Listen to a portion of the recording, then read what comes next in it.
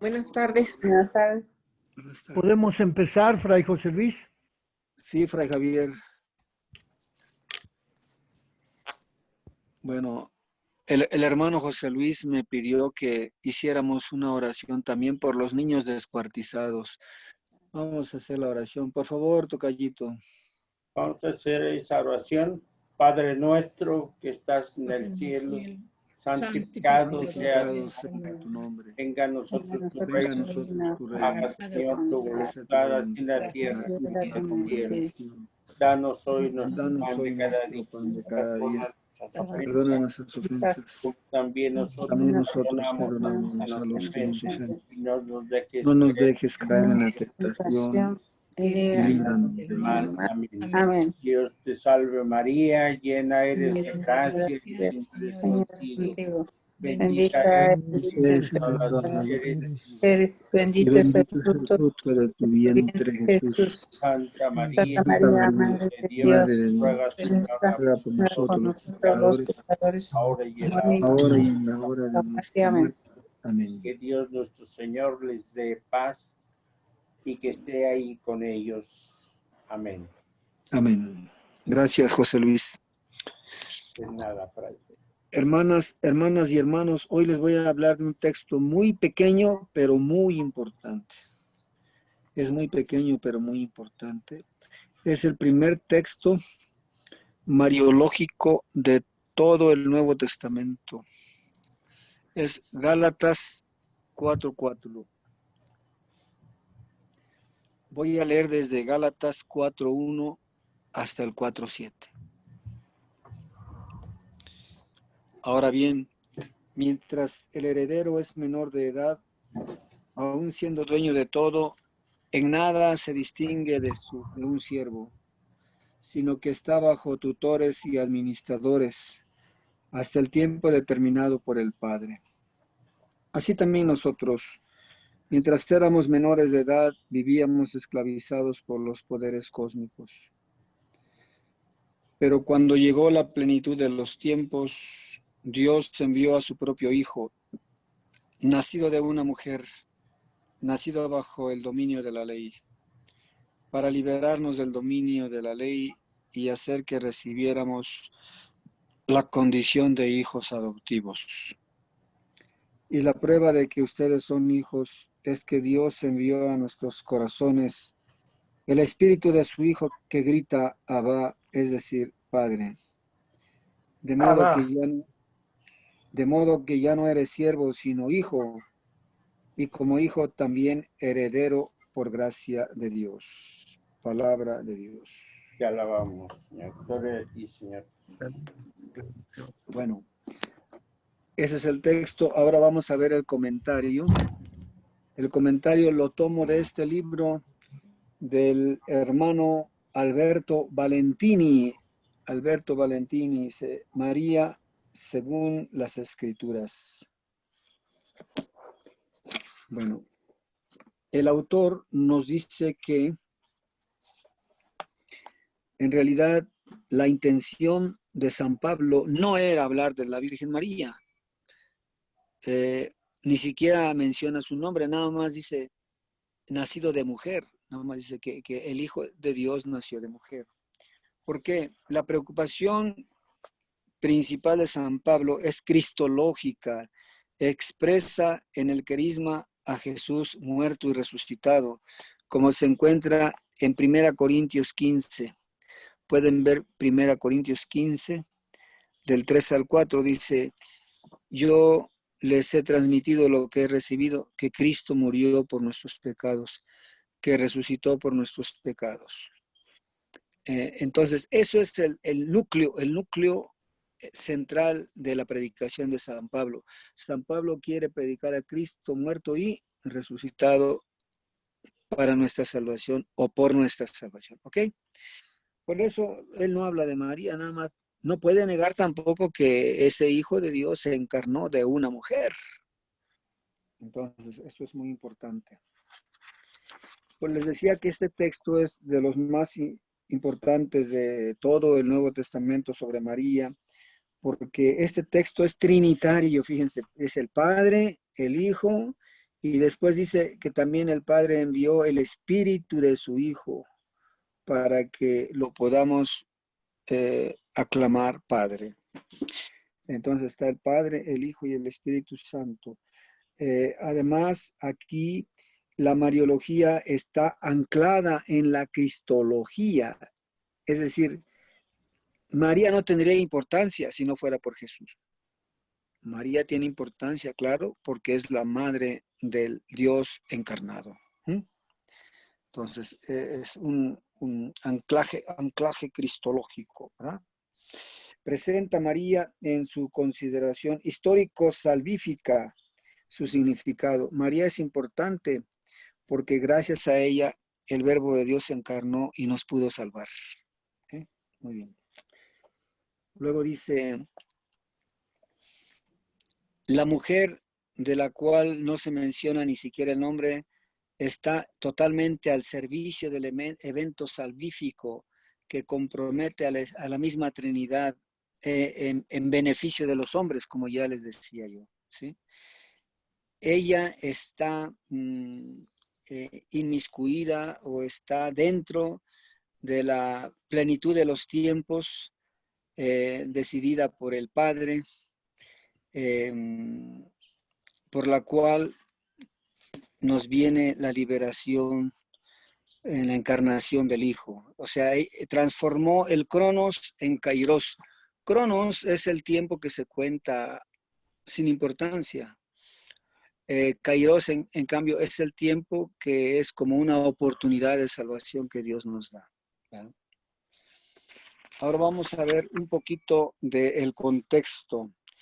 La perícopa se divide en dos partes. En la primera parte, del 1 al 3, dice, por todo el tiempo que el heredero es niño, no tiene diferencia con un esclavo, aunque sea el dueño de todo, sino que depende de administradores o de tutores, hasta el tiempo establecido por el Padre. Así éramos nosotros, dice, cuando éramos niños. Éramos esclavos de los elementos del mundo, éramos esclavos. Pero cuando llegó la plenitud de los tiempos, aquí está el momento clave, la plenitud de los tiempos. Hablar de plenitud de los tiempos quiere decir que antes hubo un tiempo, pero que ahora la salvación se ha manifestado en este tiempo, que Dios ha mandado a su Hijo, nacido de una mujer, nacido bajo la ley, para que recibiéramos la condición de hijos, para que fuéramos liberados de la esclavitud de la ley. Bueno. La nueva condición contrapuesta a la antecedente viene presentada en los versículos 4 al 7, en la plenitud de los tiempos.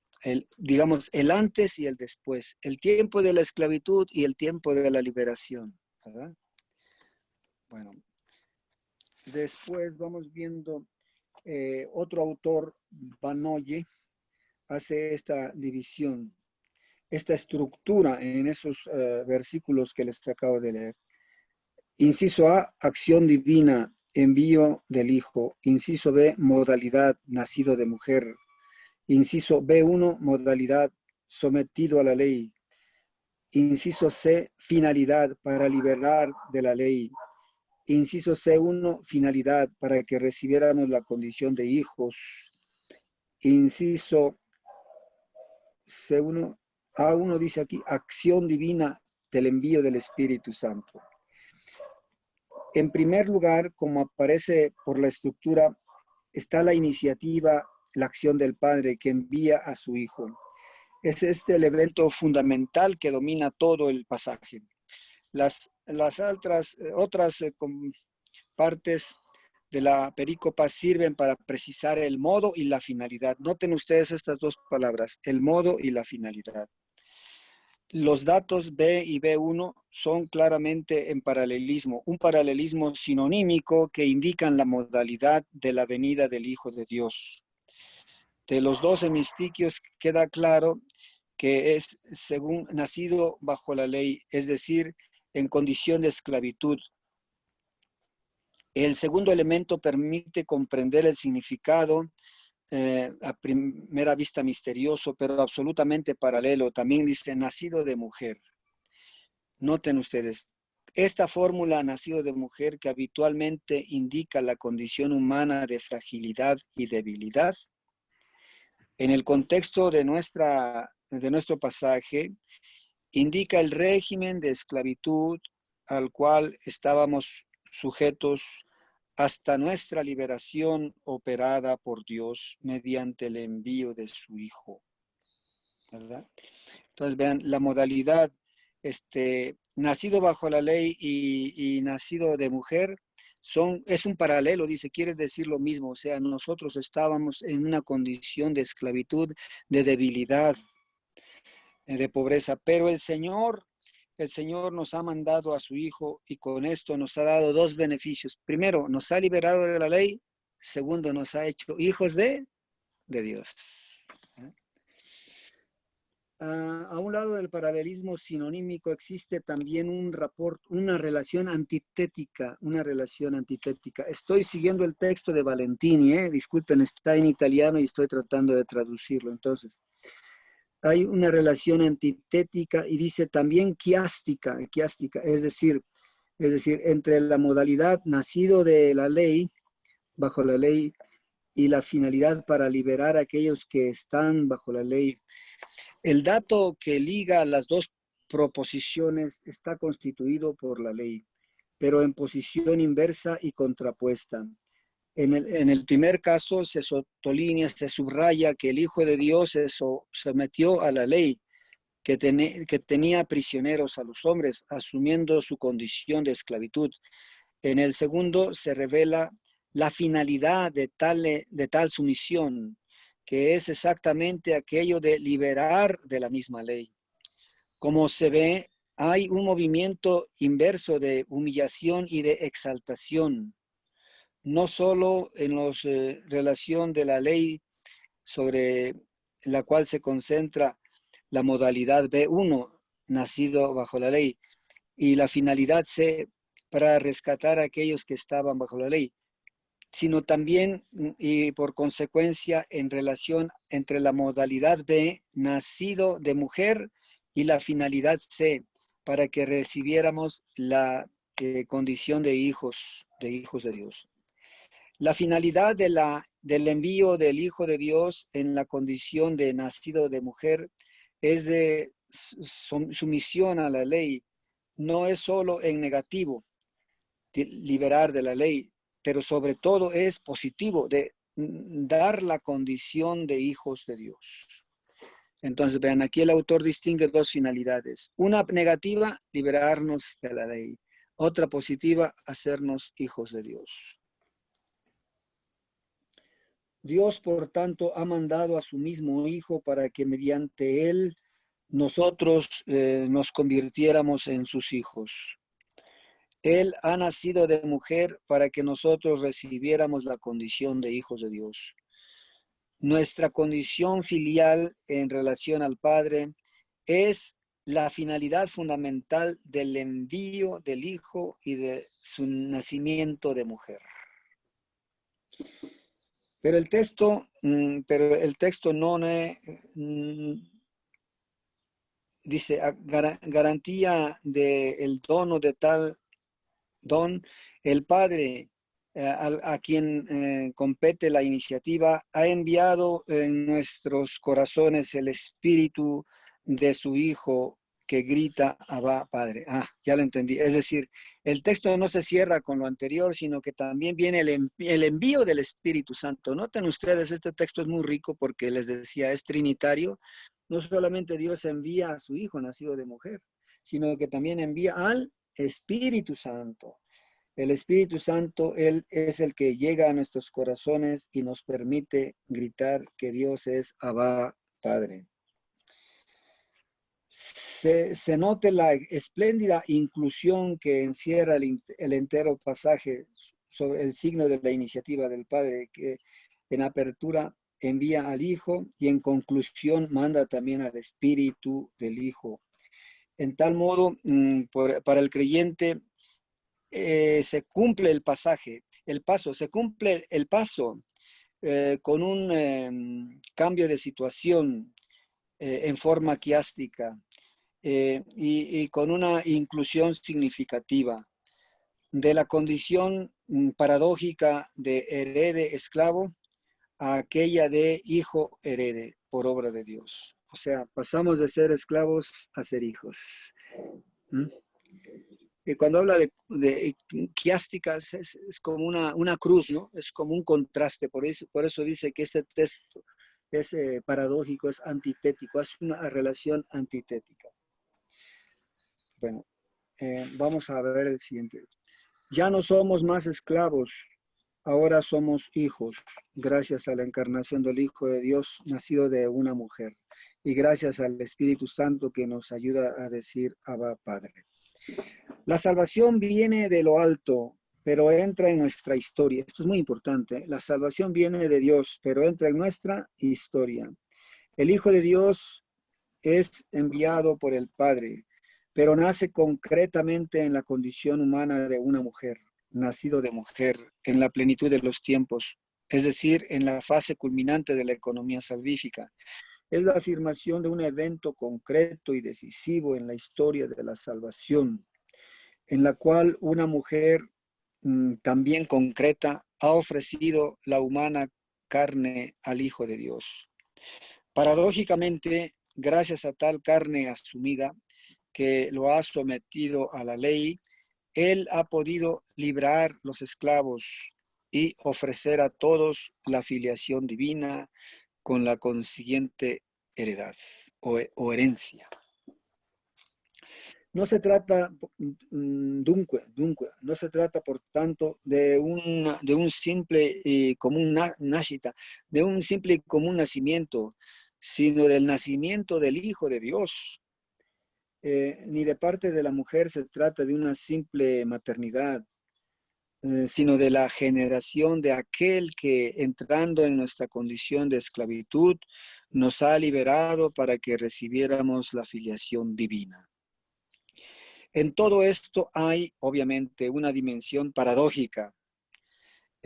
¿Cómo es posible? Paradójica quiere decir que parece contradictoria. Dice, hace estas preguntas. ¿Cómo es posible que uno que se ha hecho esclavo pueda librar a otros de la esclavitud? Paralelamente, ¿cómo es posible que un nacido de mujer frágil y débil, ya vimos que nacido de mujer quiere decir frágil y débil, ¿cómo es posible que uno nacido de mujer frágil y débil pueda conferir la condición de hijos de Dios, sino por la misteriosa potencia divina que el texto no explicita, pero que es necesario afirmar sobre la base de otros textos menos concisos y más detallados? Dice, esa potencia divina no la menciona en ese renglón, pero más adelante sí menciona que envió también al Espíritu Santo. Es el Espíritu Santo, la potencia divina, que hizo posible que el Verbo de Dios se encarnara en la Virgen María y nos liberara. ¿Se acuerdan? Eso está más claro en los evangelios de la infancia, que ya hemos visto en San Lucas, por ejemplo. En San Lucas cuando dice, cuando María dijo, ¿cómo será esto si yo no conozco varón? Y el ángel le contestó, la potencia del Altísimo vendrá sobre ti, por eso el que va a nacer de ti será el Hijo de Dios, el Salvador. Acuérdense, eso ya lo vimos. Bueno, pero este texto que estamos viendo de Gálatas 4:4 es más antiguo que Lucas. Por eso este es el primer texto mariológico tan importante, porque como ya les dije, actúan las tres personas divinas de la Trinidad y hace ver cómo la salvación viene de Dios, pero se encarna en la historia concreta de los hombres. Por eso San Pablo, aunque no menciona el nombre de María, San Pablo no podía ignorar, no podía callar que este grande misterio de la encarnación. Por eso dice que el Hijo de Dios nació de mujer. Dice, pero la figura de la mujer presente en Gálatas 4:4 en manera así indirecta y esencial, es necesario recorrer a los textos más desarrollados de Lucas, como ya les decía, para comprender mejor el papel de María. Bueno, último punto, vamos a ver la sinergia trinitaria y el papel de la mujer. Sinergia trinitaria. Sinergia quiere decir que las tres divinas personas actúan conjuntamente. Yo recuerdo cuando estudiaba teología nos enseñaron en el Tratado de Trinidad que cuando Dios hace una acción ad extra, o sea, fuera de sí, siempre actúan las tres divinas personas. Y aquí lo tenemos el ejemplo claro en la encarnación.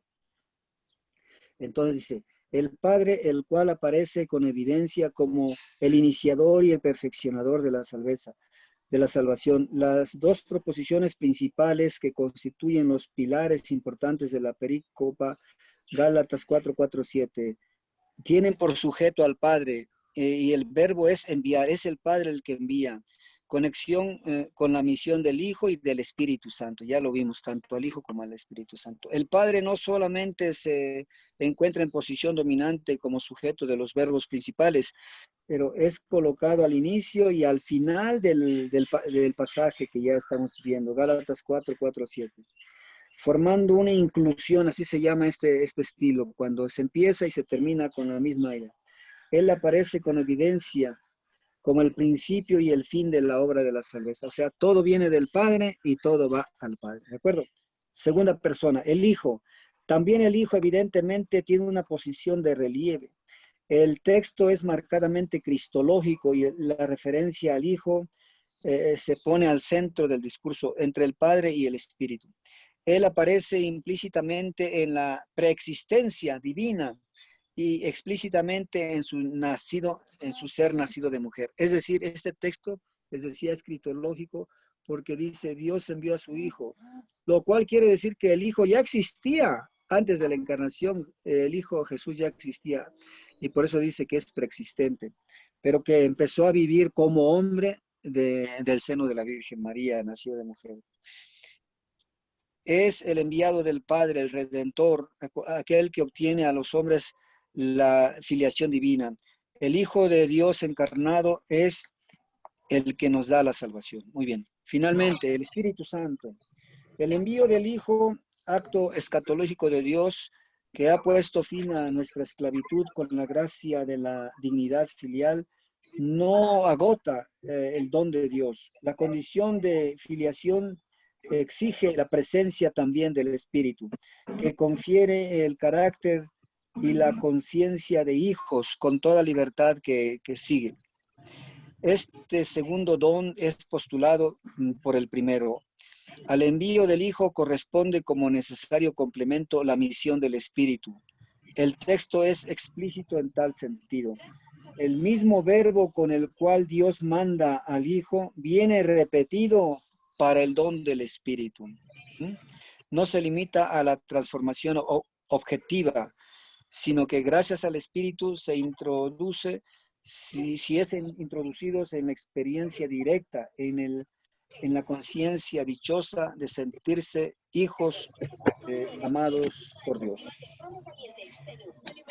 Entonces, nuestra condición de hijos de Dios, de aquí viene. Por eso Dios es nuestro Padre, pero también María es nuestra Madre, porque también María ha colaborado en la encarnación del Hijo para que nosotros fuéramos hijos de Dios. ¿Queda claro?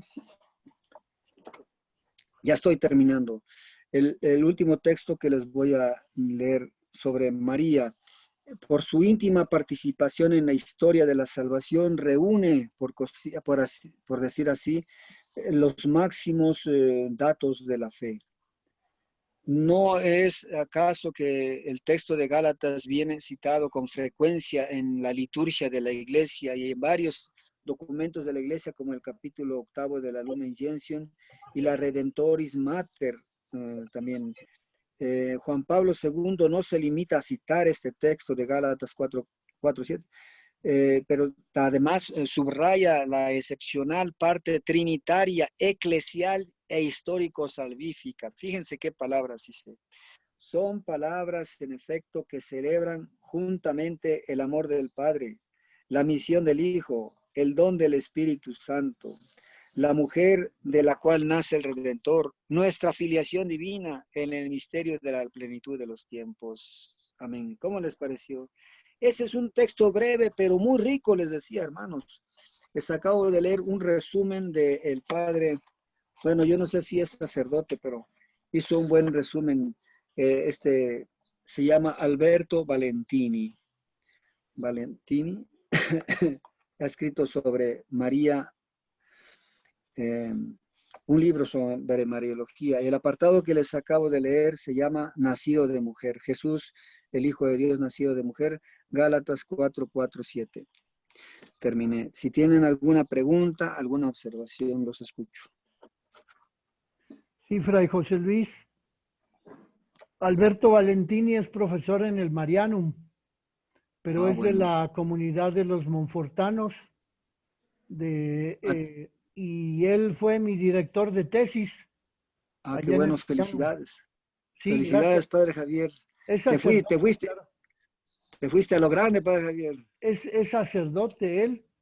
Bueno. Y es de los Monfortanos y sigue dando clase en el Marianum, en Roma. Qué bueno, yo no tuve el gusto de conocerlo. A mí me dio clases Stefano de Fiores. Bueno, hermanos, si alguien quiere preguntar algo. De los siervos de María.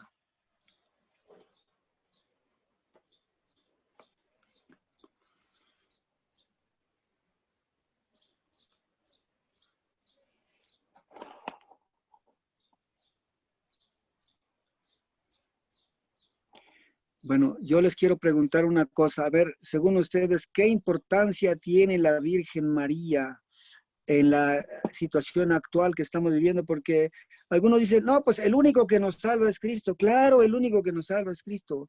Pero Cristo se hizo carne, entró en la historia. ¿Gracias a quién? Gracias a quién se hizo carne y gracias a quién entró en la historia. A María.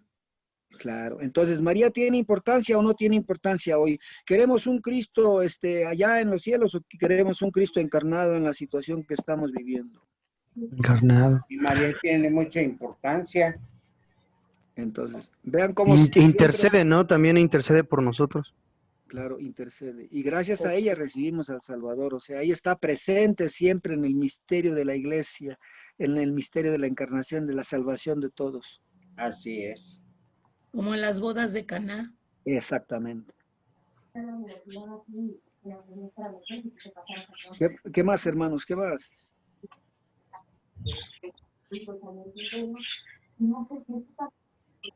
Pues igual destacar la presencia del Espíritu Santo. Claro. Y la presencia del Hijo de Dios antes de ser encarnado por la Virgen María. Exactamente, esa es la preexistencia. Jesús ya existía como Dios, pero empezó a existir como hombre gracias a la Virgen María. Sí, sí. Y como usted dijo, gracias a la Virgen María y al Espíritu Santo. Y aquí también les quiero decir otra cosa que a mí me parece muy importante. Y qué bueno, hablamos mucho del Espíritu Santo y qué bueno porque Él es el mero, Él es Dios, Él es el que da la vida nueva, dador de vida, dice, el Espíritu Santo es el dador de vida. Pero acuérdense que también coopera en comunión con la Virgen María, es decir, actúa en comunión también con la cooperación de la Virgen María. Porque Jesús nació, ¿de quién nació Jesús? Nada más del Espíritu Santo. Virgen. No, de la Virgen María. O sea, se requieren los dos. Y hoy día para que Jesús siga naciendo, también se requiere la acción del Espíritu Santo, pero también se requiere la cooperación de la Iglesia y de la Virgen María. ¿De acuerdo? Sí. Cuando uno, por ejemplo, cuando uno bautiza, ¿quién bautiza? ¿Quién es el que te da la vida nueva cuando tú bautizas? Es el Espíritu Santo, pero también con la cooperación de la Iglesia. Ajá. Cuando uno predica, ¿quién es el que te da la vida? Es la palabra de Dios te da la vida, pero también con la cooperación del predicador. Así es. Bueno, disculpen hermanos si ya los cansé, pero No, para nada. No, para nada. Sígale. No, para nada. Nos gusta escucharlo. Gracias, hermanitas, amigas y amigos del Centro Mariano. Gracias a ustedes, el Centro Mariano de los Siervos de María no se ha acabado. Que les vaya muy bien en estos días que van a estar de retiro.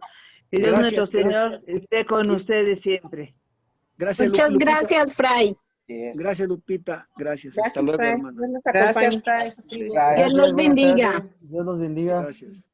Igualmente. Entonces, les aviso que mañana no tenemos clase. Ok. Mañana viernes no tenemos clase ni videoconferencia. Hasta el lunes, que es 16. Lunes 16. Sí, Fray. Dios mediante nos veremos aquí. Lunes 16. No sé si Fray José Luis quisiera preparar algún tema para esa semana, del 16 al 20.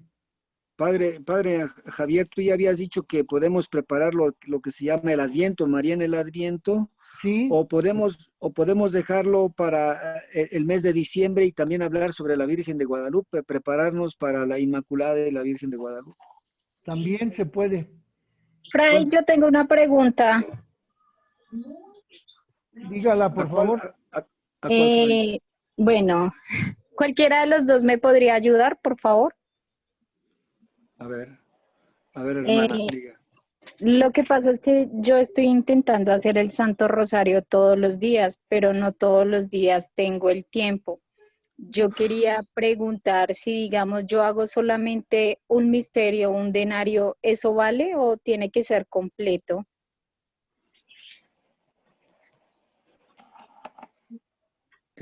Padre Javier. Por favor, Fray José Luis.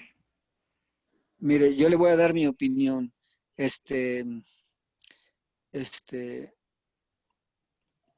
De corazón, la oración es de corazón.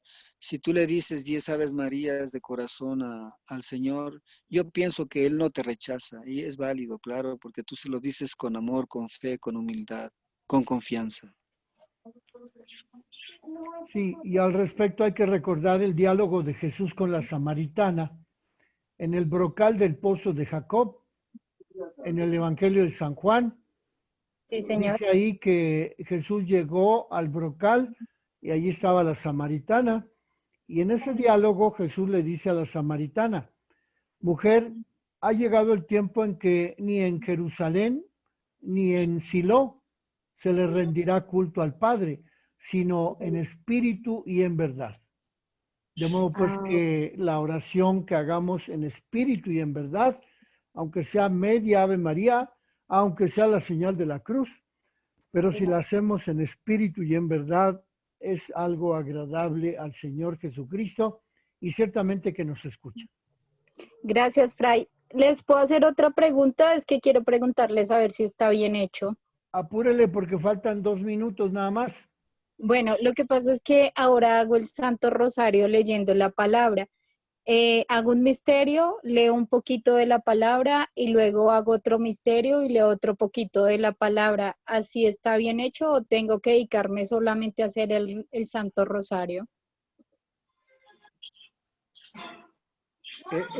Eso que usted dice se llama rosario bíblico, está bien. Acuérdese ¿Sí? que el rosario tiene misterios. Sería bueno Sí, leer señor. el pasaje del misterio que se contempla y después decir las Aves Marías. Ah, bueno, muchas gracias, Fray. A usted para servirle, hermana. Dios los bendiga. A ustedes también y la Virgen nos cubra con su manto. Así. Bendito sea Dios. Dulce Quedamos Madre, no te juntos. alejes. Si alguien quiere preguntar algo más. No. Todo bien. Vaya muy bien. La bendición, porfa. Dulce Madre, no te alejes, tu vista de nosotros nunca apartes. Ven con nosotros a todas partes y solos nunca nos dejes. Ya que nos proteges tanto como verdadera Madre, haz que nos bendiga el Padre, el Hijo. Muchísimas gracias y hasta luego.